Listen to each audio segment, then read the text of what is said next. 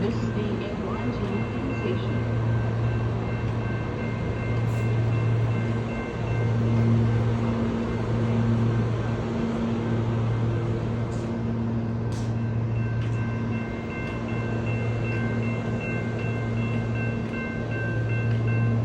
Seat.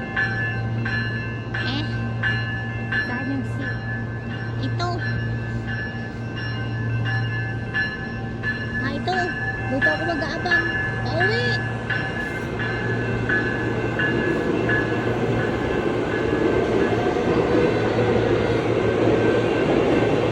Pwede pala ako magsakay dyan, ah. Pero dito na lang ako mag-antay. Ito yung mga paradaan ng bus. Akala ko yung sinakyan ko galing saan ba yun? Interview ko kasi 40 Avenue ito, guys. Tapos akala ko dire-diretso hanggang 44 hanggang 40 lang. So ngayon hinihintay ko ng bus dito, letter C, para makasakay ako pauwi ng bahay.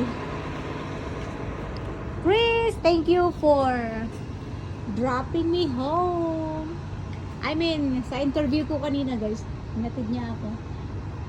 Kailangan niya kasi may ano din siya, appointment. Ganda ng clouds. Thank you for watching.